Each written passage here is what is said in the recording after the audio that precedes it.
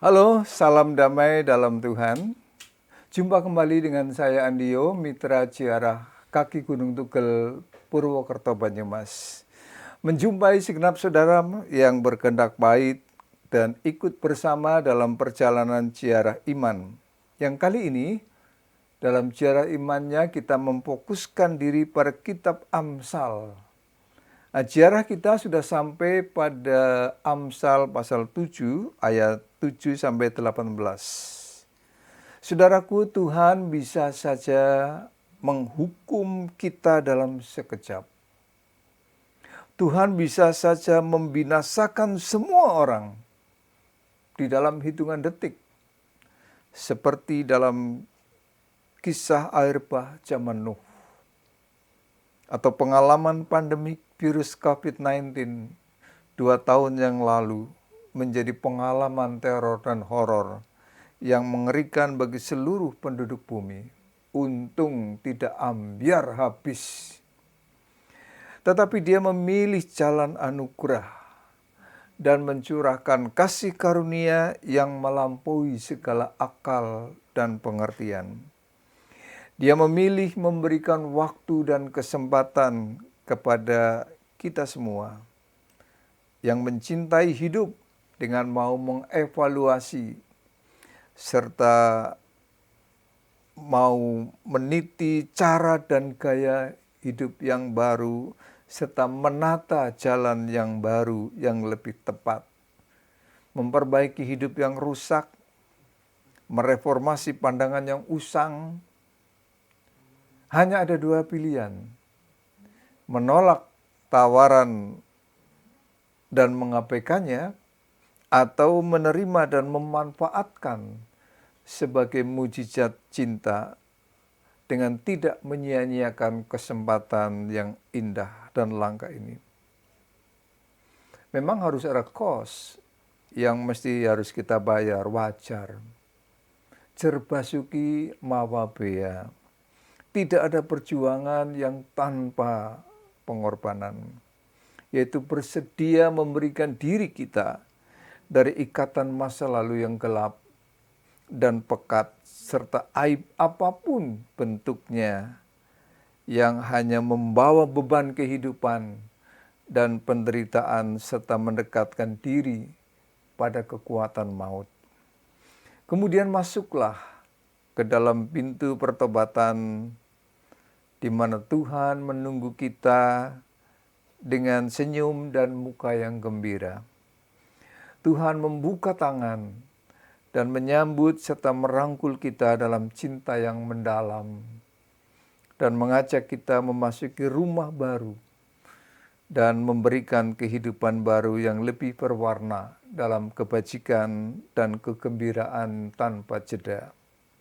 Dosa di dalam segala bentuknya memang nikmat, tetapi cuma sesaat dan menyesatkan. Sedangkan hidup di dalam cinta pada Tuhan membawa rahmat dan berkat, meskipun kadang jalannya padat dan merayap. Hidup taat memang tak mudah, seperti syair dalam sebuah kidung, tak mudah jalanku yang menuju ke surga. Banyak duri dan jerat. Dibutuhkan kesungguhan hati, kerendahan hati, kebesaran jiwa untuk menyangkal diri. Karena inilah satu-satunya jalan yang ditawarkan Bapa di surga untuk kita. Bapa tak butuh orang yang sok suci, apalagi tinggi hati. Jalan pertobatan dan dalam ketaatan inilah infrastruktur yang dibangun dan disediakan untuk kita jalani. Menuju pada rumah kekekalan yang asri dan abadi, di mana tak ada lagi perkabungan, air mata, ratap tangis, semua akan lewat. Tinggal cerita masa lalu. Sebelumnya, mari berdoa. Tuhan pengampun dan penebus kami yang ajaib, terpujilah Engkau meskipun Engkau membenci dosa, tetapi Engkau begitu mencintai orang yang berdosa, yang untuknya Engkau rela meninggalkan sorga mulia demi menebus kami dari keterikatan dan membebaskan kami dari belenggu dosa. Bahkan menyiapkan dan menyediakan bagi kami anugerah kehidupan melebihi segala doa dan pengertian kami. Terima kasih Tuhan. Kami ingin hidup terus di dalam Engkau dan hidup di dalam cinta dan pengampunan-Mu, supaya kami tidak hidup dengan kepahitan dan beban masa lampau. Firman-Mu akan kami baca dan kami renungkan. Demi Kristus. Amin. Saudara-saudara, Amsal 7 ayat 7 sampai 18, saudara-saudara bisa membaca sendiri sambil mengikuti perjalanan ziarah ini.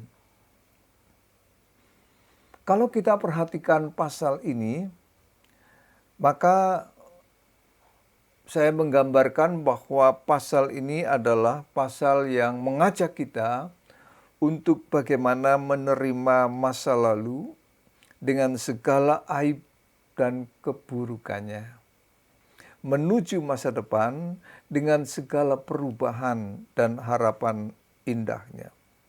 Jadi teks ini mau menggambarkan sebuah evaluasi hidup dan proyeksi hidup masa depan. Evaluasi yaitu tentang pengalaman masa lalu dengan segala aib cerita yang menyertainya dan proyeksi ideal yang diharapkan. Sebagai orang yang biasa membaca secara naratif, maka dari bacaan ini ada dua hal yang mau kita bagikan dari narasi ini. Yang pertama adalah membedah narasi yang disampaikan pengamsal. Dan yang kedua, saya mengajak merenungkan makna dari narasi itu. Mari kita perhatikan yang pertama, yaitu bagaimana kita membedah narasi yang diceritakan oleh pengamsal. Narator, yaitu pencerita, menceritakan apa yang dia lihat, seperti laporan jurnalistik. Yaitu sang narator pengamsal ini menceritakan detail tokoh utama, lokasi, kemudian setting ceritanya, panggungnya, plot, dan dialog yang ada di dalamnya.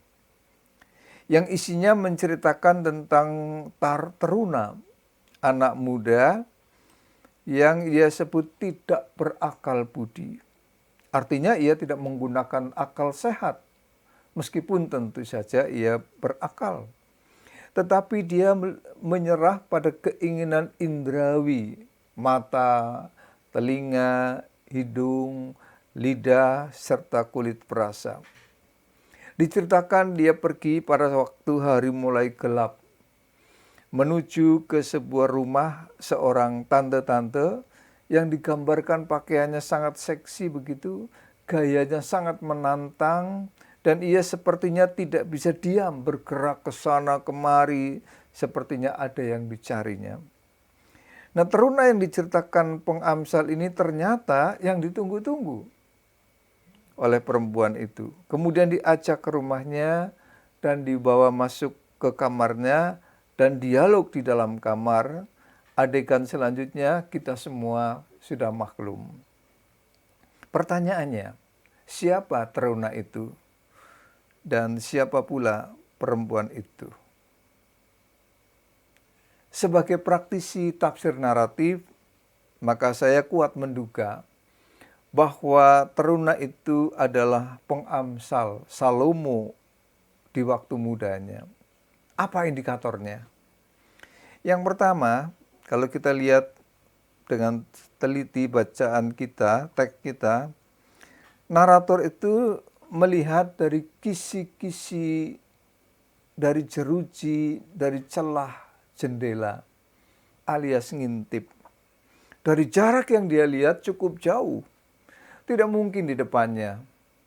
Ia anak raja, pasti tinggal di lantai atas. Waktu itu suasananya digambarkan sudah mulai gelap, matahari sudah masuk ke peraduan, tidak ada lagi terang. Sehingga sulit sebenarnya melihat adegan pertemuan teruna ini dengan perempuan secara jelas. Tetapi di dalam cerita narator, ia melihat dari celah kok bisa jelas, bahkan detailnya.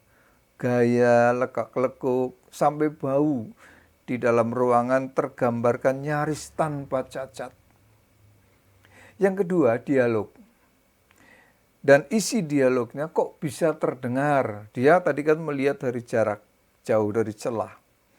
Andai narator saja dengar, mestinya kanan kiri juga mendengar. Artinya tetangga penghuni yang lain. Tetapi apa jadinya kalau banyak yang mendengar? Hukum Yahudi menyebut mereka akan dirajam, dilempari batu sampai mati. Tetapi ini kelihatannya tidak ada yang tahu. Tidak ada yang mendengar, tetapi dari celah narator melihat semuanya dan mendengar semua dialognya. Maka sangat mungkin lokasi kejadian perkara di lingkungan istana. Bahkan dikatakan ruang kamar si perempuan ini dia tahu. Keadaan ruangannya, juga isinya apa saja, harum semerbaknya seperti apa. Dia ngerti semuanya. Dan isi dialognya juga sangat-sangat jelas terdengar. Bahkan detailnya setelah mereka masuk ke dalam rumah, bahkan di dalam kamar, mustahil orang dari kisi-kisi melihat, apalagi mendengar.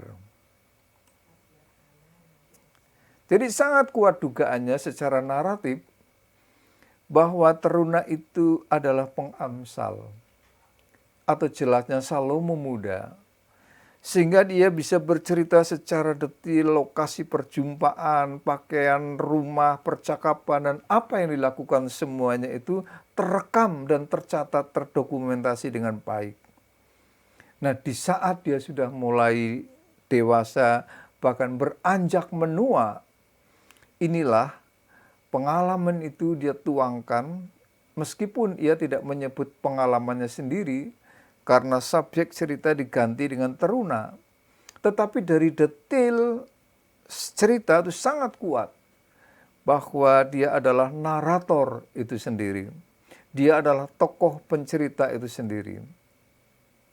Lalu yang kedua, apa maknanya?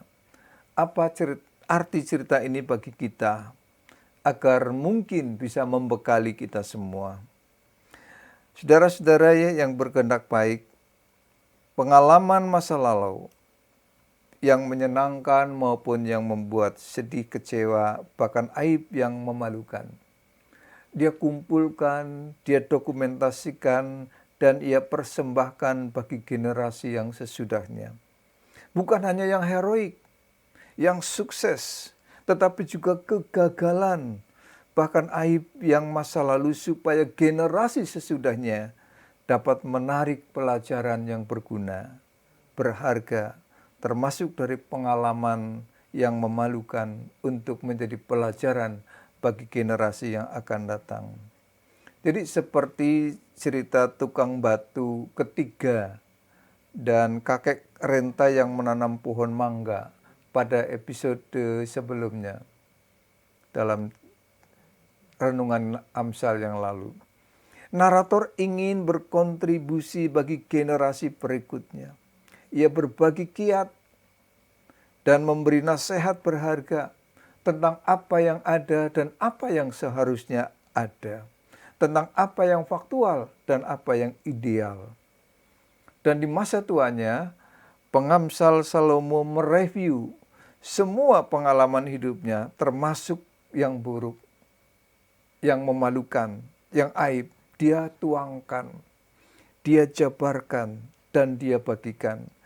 Dan narasi ini bagi kita sekarang menjadi mutiara yang sangat berharga. Ia sebagai raja yang bijak, berwawasan, jernih dan seimbang di dalam melihat segala sesuatu, ternyata tidak muncul ujuk-ujuk. Dia tidak muncul begitu saja.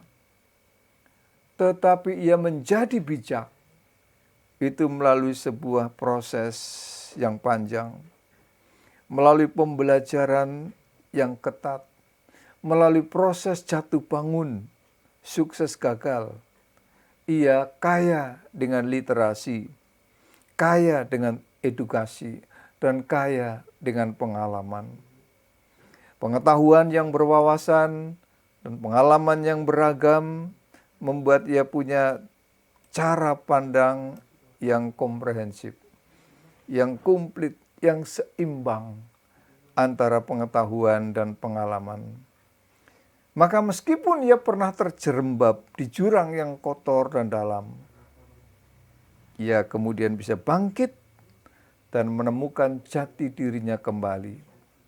Dia mengumpulkan semua pengalaman dan pengetahuan hidupnya itu, dia susun, dia kodifikasi jadi kitab sastrawi yang punya nilai-nilai yang sangat monumental dan jadi penuntun umat manusia, jadi referensi yang seringkali dikutip para cerdik cendekia.